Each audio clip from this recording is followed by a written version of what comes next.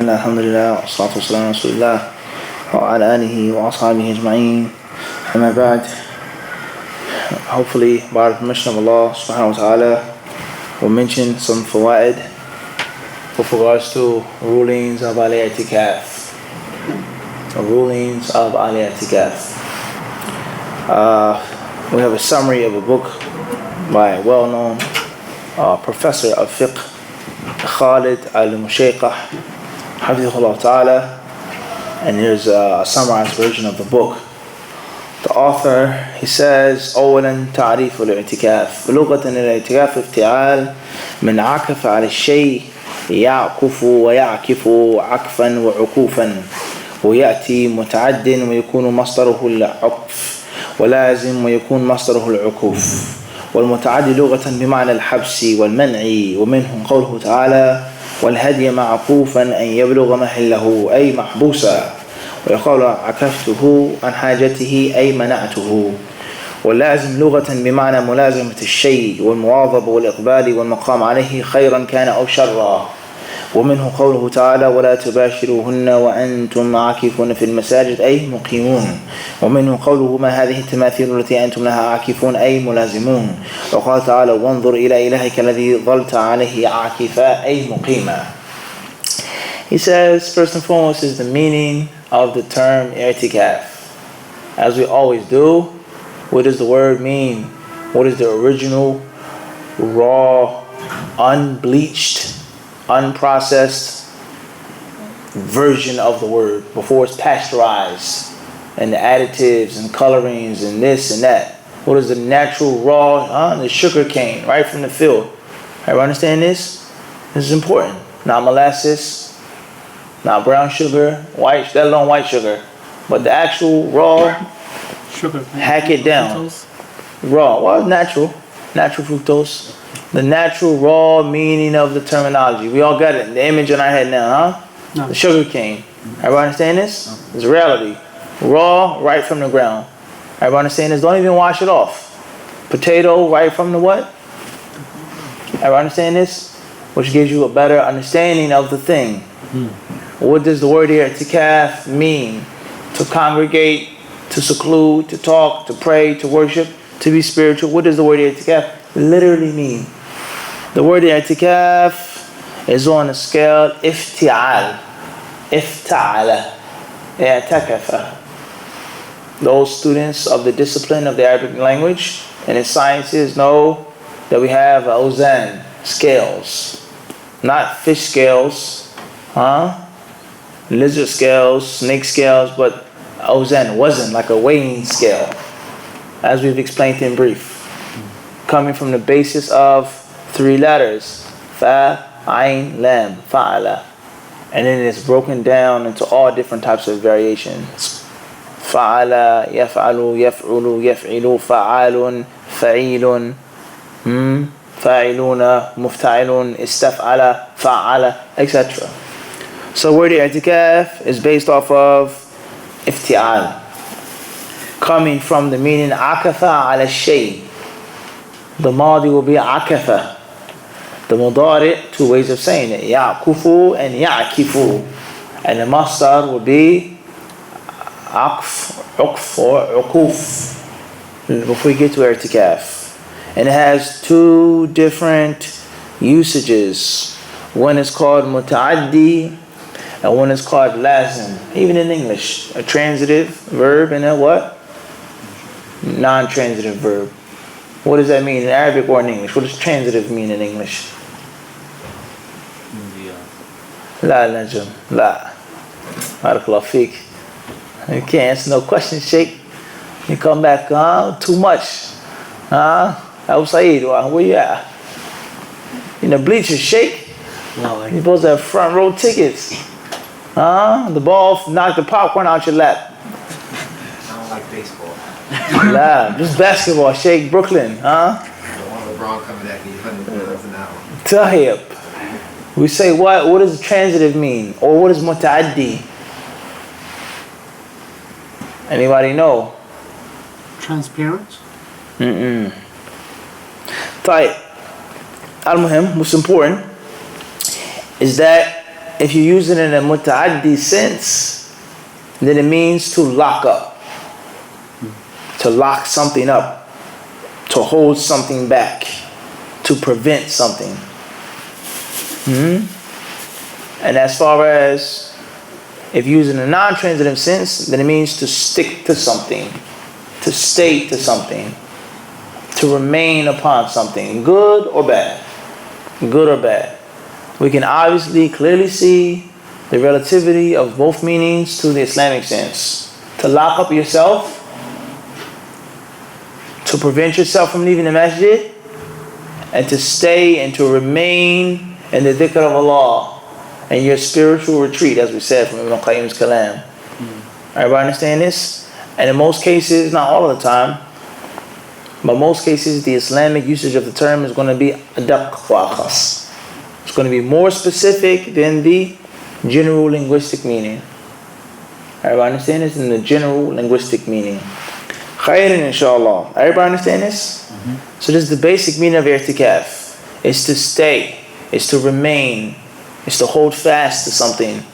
It also means, if you use it in a transitive sense, muta'addi, to hold something back. And they're both applicable what?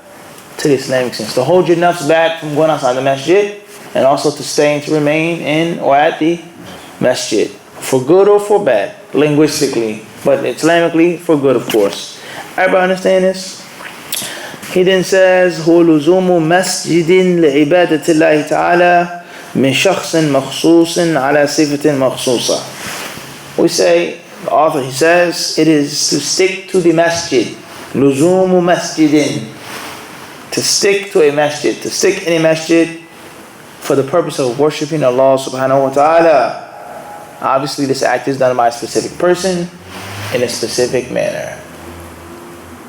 So he says, لِعِبَادَةِ اللَّهِ تَعَالَى, for the worship of Allah subhanahu wa ta'ala. Once you understand this meaning here, you automatically know the ruling of reciting the Quran in i'tikaf. Is it permissible for me to sleep in i'tikaf? Is it permissible for me to eat in i'tikaf, feed to in i'tikaf? Can I seek knowledge in i'tikaf? Can I give a lesson in i'tikaf? Can I answer a question in i'tikaf? Because all of these things are Worshipping Allah. ibadah. They are what? Ibadah. Some people knowledge say that when a student of knowledge is sleeping, it's ibadah. It's worship. Because he's only sleeping for the purpose of getting up, studying more, teaching more, spreading more. So can I take a nap in the masjid and i'tikaf, or do I have to stay up the whole time? Everybody understand this? Can I give somebody food? That's ibadah, to feed the food. To feed the poor, to feed the people that aren't poor. It's ibadah. Everybody understand this? And anything else. Which is the fa'idah of understanding the jargon, the terminology, linguistic and technical. Everybody understand this? The author then says, ثانيا حكمته من حكم الاعتكاف صلاح القلب واستقامته على طريق سيره إلى الله تعالى بلم شياثه بالإقبال على الله تعالى وترك فضول المباحات وتحقيق الأنس بالله تعالى والاشتغال به وحده والتفكر في تحصيل مراضيه. As far as the wisdom of i'tikaf, as we explained over Sharif's house, the wisdom of i'tikaf is what? To get closer to Allah and fixing your heart, straightening your crooked soul. Not saying that your soul is crooked, speaking in the second person form. To straighten the crooked soul, to adjust the soul, and sometimes to put the soul back on track. You fall off track a little bit. You move so much. You travel. The train is moving. It needs to be aligned again. Dunya, work, children, wife, New York City, Manhattan. You need to get it back online. Some of us, unfortunately, fall all the way off. Some trains are derailed. People die. Some trains just a little slow, depending on person to person. But everyone needs a little tune-up. Needs a what? A tune-up. Needs a what? A tune-up from time to time. Everybody clear on this? He says here, rectifying the heart, straightening the heart, and putting it back on track towards Allah subhanahu wa ta'ala. By taking the different distractions, the different things that steal from its focus, putting it, readjusting the lens again. That the sayr, the trip, the journey, the travel is to Allah. by leaving off extra things that are permissible. Too much food, too much sleep, too much sexual intercourse, too much laughing, too much discourse, too much. It's time for me to tune these things up, right? And get back what? Get back on track. Everybody understand this? Get back on track. And we explained that in detail in Qayyim's Kalam. And the purpose of this, obviously, he says, tahqiq al-uns is to actualize, to realize, and to perfect your close relationship with Allah, intimate relationship with Allah subhanahu wa ta'ala, and trying to perform the things that please Him, trying to perform the things that please Allah subhanahu wa ta'ala, and having your thoughts devoted to Allah. ثالثا أدلة مشروعيته. He says, as far as the proof and the evidence that i'tikaf is from the Sunnah, the adillah of the legitimacy of i'tikaf. Before we go that far, we say the linguistic meaning of i'tikaf is to stick to something, good or bad. What's an example of that? What's of the example? Of the linguistic meaning of i'tikaf. A verse from the Quran. Several we mentioned. What did Ibrahim say to his people? مَا هَذِهِ التَّمَاثِيلُ. He says, what are these idols? أَنْتُمْ لَهَا عَاكِفُونَ. That you're making i'tikaf towards, praying towards, bowing towards, kneeling towards, calling upon. People who worship the fire. They never let the fire die. The fire must continually be lit. They're making what? I'tikaf. Sitting there in solitude, on the knees. Everybody understand this? The linguistic meaning of what? I'tikaf. Right, inshallah. What's the proof that i'tikaf is from the deen? A sheikh gives a fatwa, says you can't make i'tikaf no more. What would you say to refute him? A scholar. The Prophet and his wives did it? The Prophet ﷺ and his wives did it. Where can I find this hadith? And who narrated it? If you can't tell me the companion's name who narrated it, and at least where to find it, I can't accept it from you. So you have 3 parts now. The name of the Sahabi, a gist of the hadith, even if it's verbatim, just, and where, what? Who collected it? 3 pieces you have to bring to the table. If not, right, Najm? We don't want it. Who narrated that hadith? Abu Sa'id. Abu Hurairah. Good guess. Abu Sa'id. Abu Sa'id al-Khudri. Aisha. She was outside the masjid and she was messing. She was talking. Moving on. What about the Quran, brother? Isn't the Quran the first source? Or as the brother said in the comments on the YouTube video, he says hadith is shirk. The hadith is shirk. Yes. Another guy said there is no hadith in Islam. Hadith disciple. Wallahi, you'd be shocked. Some of the people watch the videos from all corners of the earth. Non-Muslims. There's a couple I had to, scare off. There's a couple people I had to challenge. Okay, Bismillah, let's go. They ran. Alhamdulillah. They cowered back to their caves. Allah knows best where they came from. Everybody understand this? You'll be shocked. Wallahi. When I say hadith is shirk, I said, well, how is that? How is it shirk? Everybody understand this? Al-Muhim is,